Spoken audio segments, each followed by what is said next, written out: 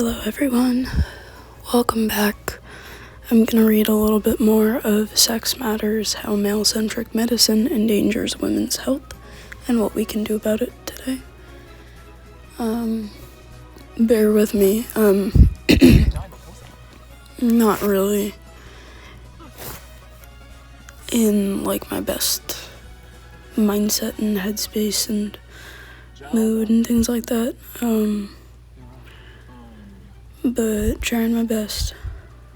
I want to document for my future self that I'm proud that I was good about meds and things like that today, because I feel like it was one of those days where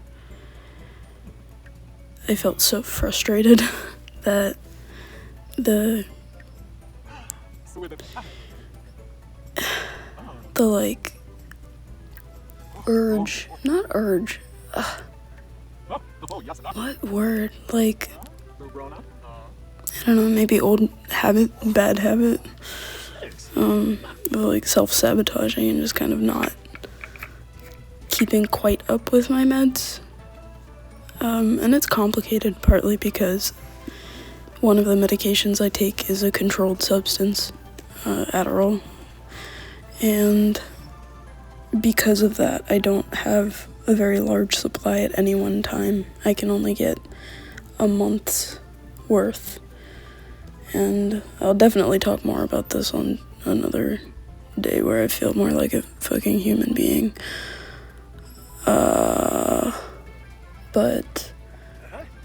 because of that, I sometimes struggle with taking meds, like those meds specifically, along with my SNRI medication that I also take, because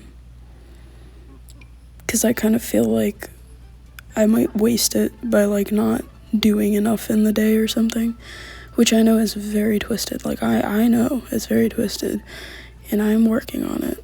You don't need to tell me. But like,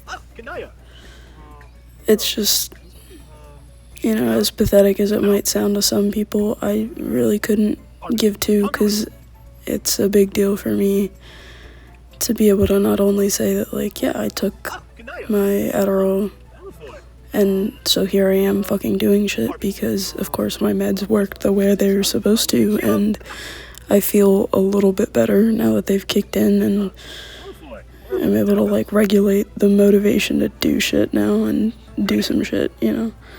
It's so complicated. It's a lot, you know. No, it's fine. I'm not gonna keep rambling. I'm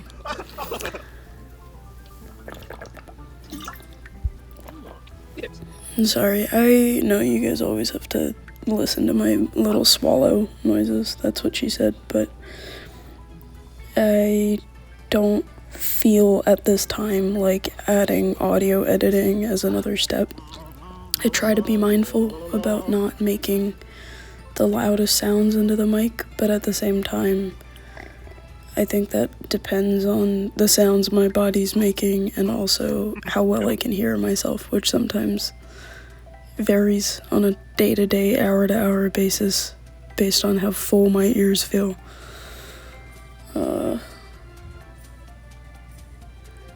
Yeah, I don't know.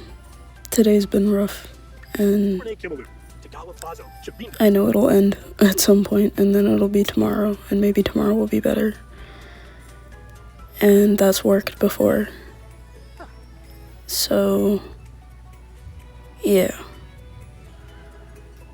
I'm just banking on that. And hey, today's not over yet, so maybe something okay could still happen, you know. I still have a class later I need to teach, and I guess I'm kind of trying to save some energy for that, because, you know, a lot of masking for the kids, but always worth it for them. It's really been such a fulfilling thing to have that going on like the side. Definitely something I want to continue with. And I don't know if it'll always be with, like, these people, but, you know, I'm kind of slowly realizing that no matter what I do, I can't separate the art from myself. Like, I am my own art piece, in a sense. Like, I can't not be a dramatic little shitbag about expression, because, like, it's a coping mechanism at this point, but also one that's become so integral to my personality and life and hobbies and my brain's, like, dopamine mechanisms, that if I wasn't a creative person, I'd be starving for the good brain chemicals like I was before, you know. So even on the days like this, I just try to do something. It doesn't work every time, obviously, but I'm here, so that's cool. But I think something I want to say before I start reading is, I think the hardest part about days like this is I've forgotten what it feels like to be around my family and have to mask for their sake in a, like, I don't know, maybe it's silly of me, but it always feels like lying to not actually be fully happy on the inside, but be, like, showing it.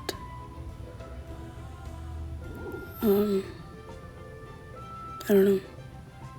I guess the nice thing about talking out loud in this exercise on a day like today is also that it's really quieted my brain. Like, in this last 7 minutes it is now, this is the quietest my mind has felt all day, and I have a hard time hearing my own voice, which a lot of people in my life would laugh at because I talk so much, and they probably wish I'd shut up a lot, but I don't always like my own voice, and it's the one I got though, but it's, you know, I don't know, but no matter what, I can't, like, regardless of whether I like listening to myself or not, and hearing my voice come out of my mouth as I'm speaking, even to other people, it's a consequence of having the ability to speak and wanting to, so oh well, you know. And it's not always like that. I like my voice a lot more than I used to, just, I guess today is one of those, I keep saying, but it's one of those days. Yeah, I'm trying to not hate myself, and I struggle to say that seriously, knowing this recording is going to end up on the fucking internet. Like, there's a certain, I keep kind of going in and out of knowing this will end up out there forever, and also knowing that I do have that final control over whether it does or not, you know, but that I know that I want to try to keep it rolling, you know. Like, some people might have lost me a long time ago with this one, and if you have, I don't blame you. In fact, maybe what I could do is separate this. No, I'm not going to. I won't. I was thinking about separating this as a separate video from me actually reading the next bit of the book, but I think I won't do that because I do want it to be tied to, hey, I did this today for my little channel. Cool. Because it's like the one self-love act that I can really do at this point. Everything else feels a little bit more like obligation sometimes, like brushing your teeth, brushing your hair, showering, getting clean clothes, all those things that are self-care. They don't always feel like self-love. Sometimes they just feel like existing and trying to do those things that I like have to do every day, you know. No matter how boring they get. Sometimes, keyword sometimes. I don't even know what the fuck I'm talking about anymore. But when do I ever?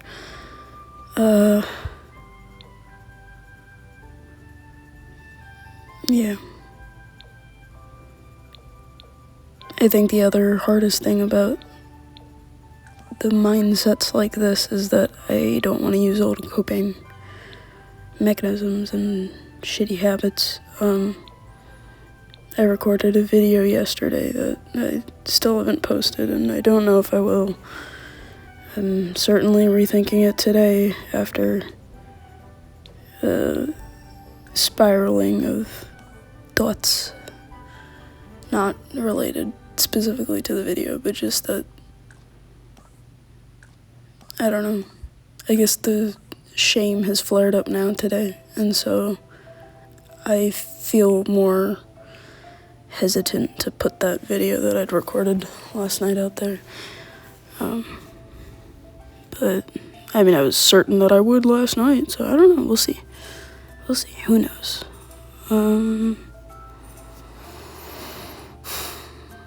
Yeah, okay. That's enough yapping now. I'm gonna start reading.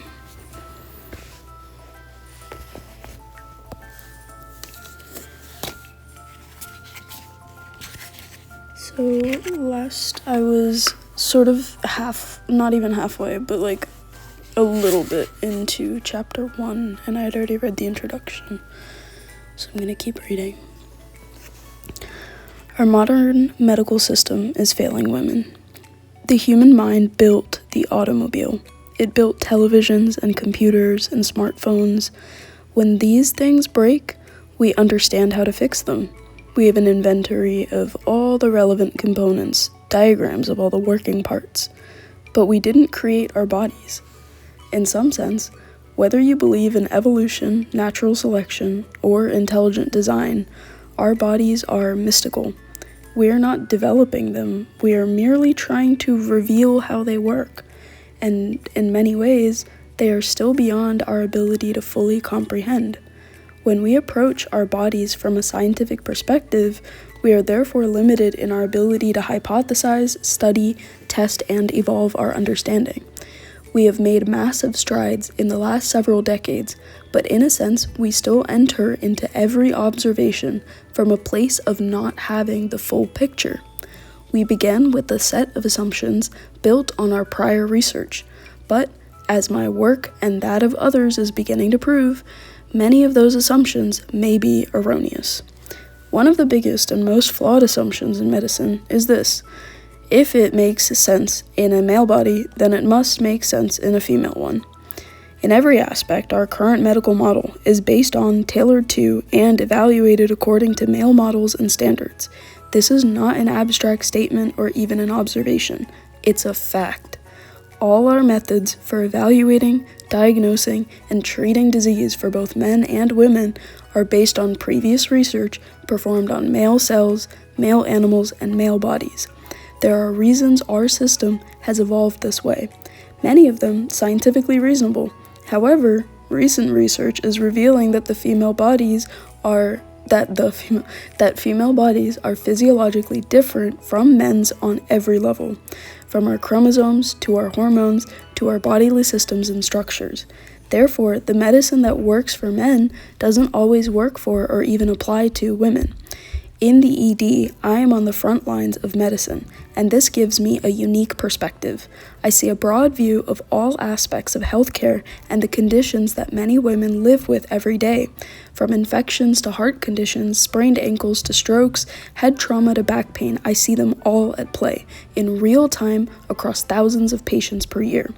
More, I see how the current male-centric model of medicine is causing women to receive potentially inappropriate, ineffective, or even substandard care every single day. Women in cardiac distress don't receive the diagnostic tests they need because our protocols don't account for the way heart disease presents in women's bodies. Women are prescribed inappropriate doses of common medications because the initial drug trials didn't take into account the differences in female metabolism and hormone cycles. All these issues and more contribute to poorer overall outcomes and higher mortality for women of all ages and backgrounds. To me, Julie's case was significant because she actually presented with male pattern heart disease, but in a distinctly female way. Women's symptoms are simply different from men's. They don't always have the classic male symptoms and pain profiles. Their symptoms often mimic other diseases and events that are considered more female, such as panic attacks cited by Julie's previous doctors. Unfortunately, the difficulty she had in obtaining a diagnosis is all too common for women with cardiac issues, particularly younger women. If a man comes into the ED with chest pain and shortness of breath, there's no question that he might be having an MI. If a woman comes in with the same issue and she has a history of anxiety listed in her chart, the consensus will be that she's just suffering muscular and respiratory spasm related to anxiety. If her EKG comes back normal or close to normal, she'll be sent home. Although the symptoms she's exhibiting are strong potential indicators of female cardiac distress, our tests and protocols simply aren't designed to diagnose female patterns of disease, which tend to be more diffuse and uncharacterized than their male counterparts. Discrepancies like these are what led me to specialize in sex and gender medicine in the first place. As a fresh-faced attending physician with a passion for women's issues and a strong calling to distinguish myself as a researcher in my chosen field, I found it fascinating that researchers and specialists alike acknowledged both vast and subtle differences in symptomology, disease progression, and outcomes between men and women across the spectrum of physical and mental health. And yet, no one was asking why such differences were present or how they might be affecting the way women were being cared for every day, both inpatient and outpatient, both in inpatient and outpatient settings across all specialties. Sex and gender differences in medicine weren't even being explored beyond the traditional scope of women's health, meaning obstetrics and gynecology, or OB-GYN, and breast health, let alone incorporated into our research and dialogue that ultimately shapes our medical procedures and policies in the ED and elsewhere. That sentence was a mindfuck for me, but that's okay, I'm moving on. Although, brain fart. Although I know that there are researchers like me working diligently to explore the difference in male and female physiology, the procedural and practical support necessary to put that knowledge into action isn't available to most emergency physicians when they show up to work. As a system, we simply aren't set up to give women the specialized care and treatment they need and deserve. There are more reasons for this which we will explore together in detail throughout this book. The core issue, however, is that despite decades of research and accumulated information, we are only just beginning to understand the scope of the differences between men and women and how those differences might impact everything from how drugs are prescribed, to how routine tests are performed, to how pain is assessed and treated, to how systemic disease is diagnosed. In other words, we need to reinvent modern medicine from the ground up to include the half of the human population it has until now marginalized and left behind. Next section in this is called The New Women's Health Revolution. We are in the midst of a second women's revolution. The first was the movement that gained women the right to operate in the world alongside men as legally equal human beings. That's reminder to everyone that if I had been here back in like the 70s, I wouldn't have had I couldn't have had my credit card, like people, just a really quick comment. I will keep reading.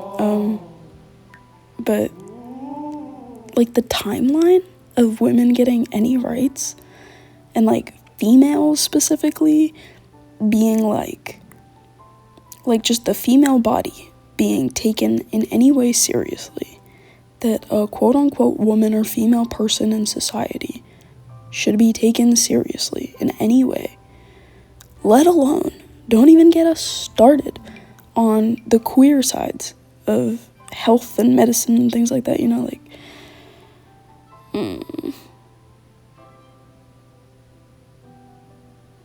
It's fine. I started a thought that I didn't have the energy to keep yapping about, but hey, this book is making me feel better. She sounds so cool and ready to take on the world, and I'm gonna take on the world too. Yeah, I think. Alright, we are in the midst of a second women's revolution. The first was the movement that gained women the right to operate in the world alongside men as legally equal human beings. We claim the right to own and govern our bodies, our minds, and our property. Well, all of those rights are now being taken back, especially about the bodies, but, anyways, we demanded the opportunity to pursue our education, our passions, and our dreams. My mother's generation tore down the walls that a mere 50 years ago would have made my career in medicine and medical leadership challenging, if not impossible, to pursue. The first revolution in women's health began in the 1970s with the publication of the groundbreaking book Our Bodies, Ourselves. This was the first time women were invited to understand themselves as biologically different from men.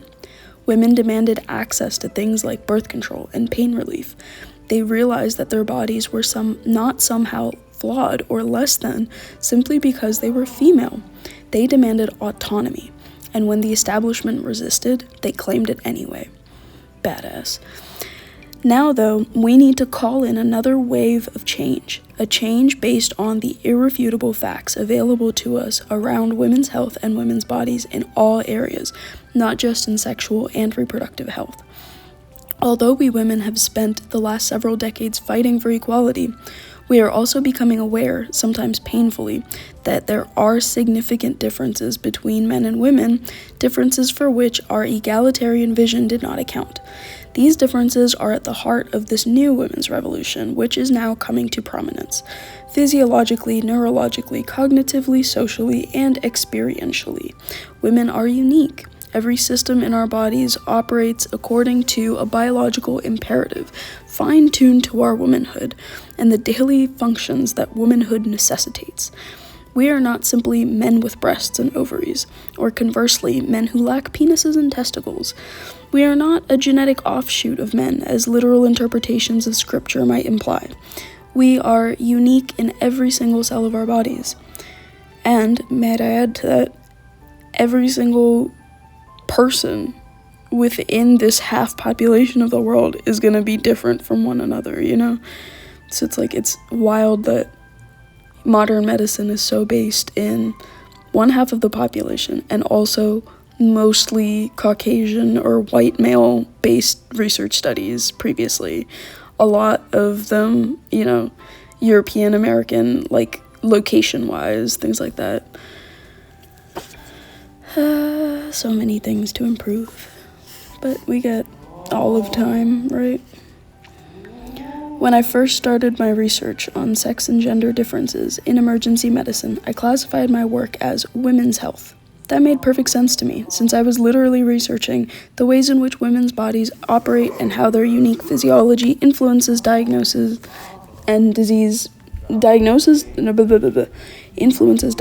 disease progression, morbidity, pharmacological response, and other factors in healthcare.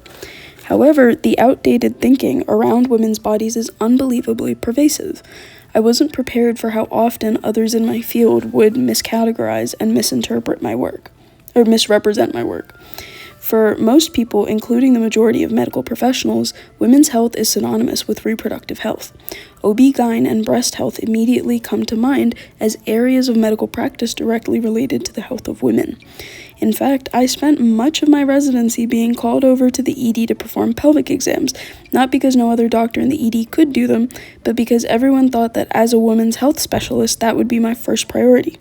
It still makes me laugh when I think about it. The truth is, women's health deals with exactly what the words removed from their vernacular context imply: the overall health and well-being of women. It is not simply about female reproductive organs or pregnancy or breast health, although those are all vital components. When I talk about women's health, I'm referring to the health of the whole woman, mind, body, and... Nope, they did not say that. They said body and mind. With all the... I was about to say mind, body, and soul. The health of the whole woman, body, and mind, with all the complexities inherent to a physiologically female body. Every cell in the human body contains sex chromosomes. These chromosomes are, in turn, influence every biological, chemical, sensory, and psychological function performed by the body. Most cells produce and respond to sex hormones such as estrogen, progesterone, testosterone, and androgens, and the functionality of each cell is affected in both subtle and overt ways by its relationship to these hormones.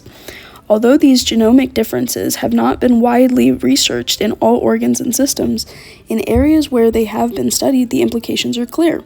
Women's bodies deal with everything from internal communication, like neurotransmission, to external influences such as pharmaceuticals, according to different sets of genetic and hormonal criteria. This means that what is considered medically quote-unquote normal for men may not be normal for or even applicable to women. Here are a few common examples of how male-centric medicine impacts women's health every day. So bullet number 1. Coronary artery disease is the leading cause of death in both men and women, but women have statistically poorer outcomes and higher mortality in otherwise equivalent situations. A 2010 study found that the under-recognition of heart disease and differences in clinical presentation in women lead to less aggressive treatment strategies and a lower representation of women in clinical trials. Bullet number 2. Women are more likely to receive a psychiatric diagnosis for a multitude of conditions, including stroke, cardiac events, irritable bowel syndrome, autoimmune disorders, and various neurological disorders, while men are more likely to be referred for tests. Bullet number 3. Men and women have markedly different responses and reactions to pain. Women have both a lower threshold for pain and a lower pain tolerance, meaning they are more likely to perceive and report a lower level of discomfort as pain than men, despite an equal degree of stimulation. However, the more vocal a woman becomes about their pain, the more likely their providers are to tune them out and prescribe either inadequate or inappropriate pain relief medication. Interesting. I do hear many different things about pain tolerance, to be fair, because, some people will also say,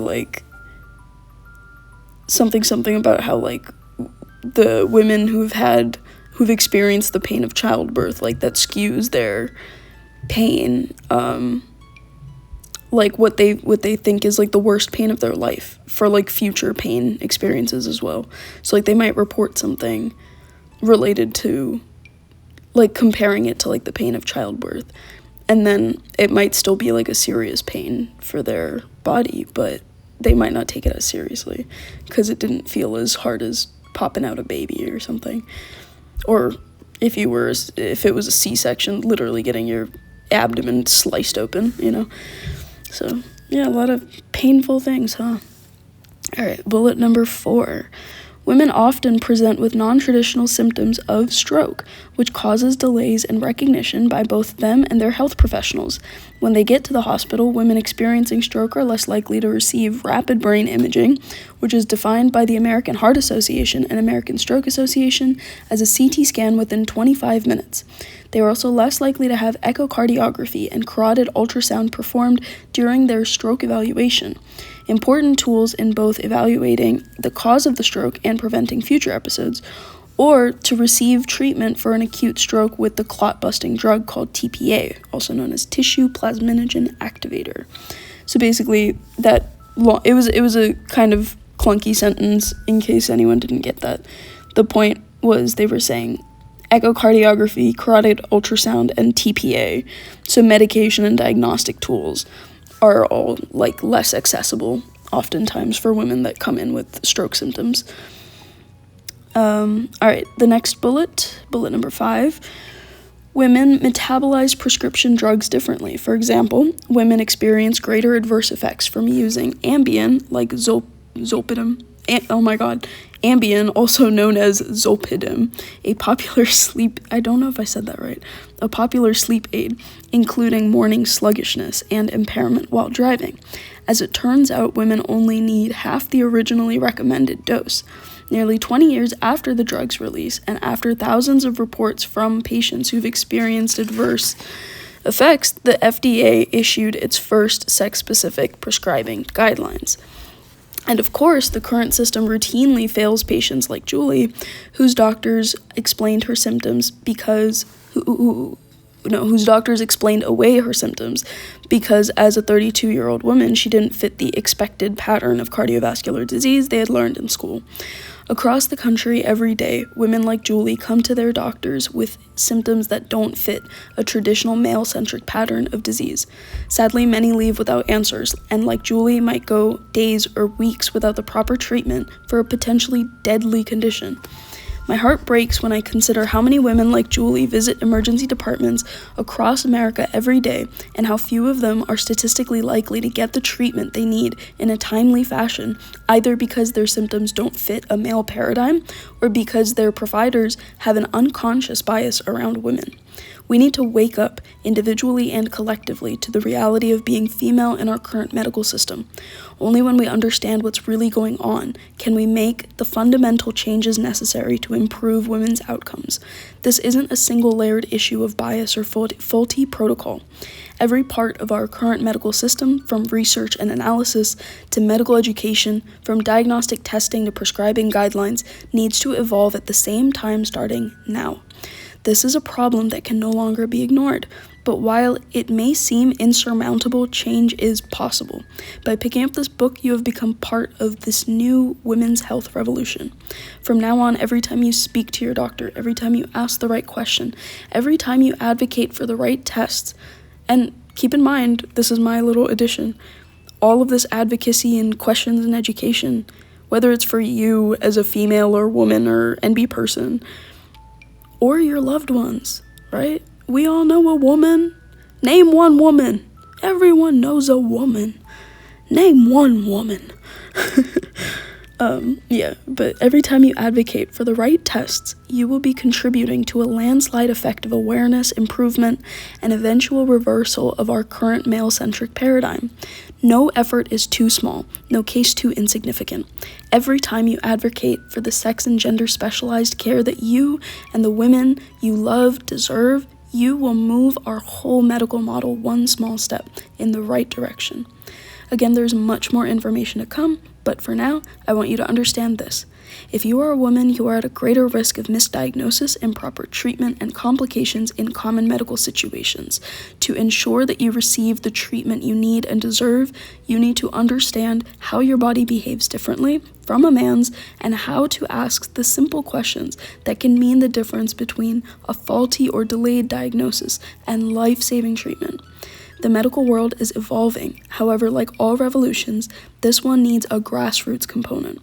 I believe that the best way for women to effect immediate change in their health and healthcare is to advocate for themselves on both an individual and collective basis, every day starting now. As I noted in the introduction, awareness and advocacy are the two keys to creating change from the ground up in our medical system. Awareness because simply knowing that these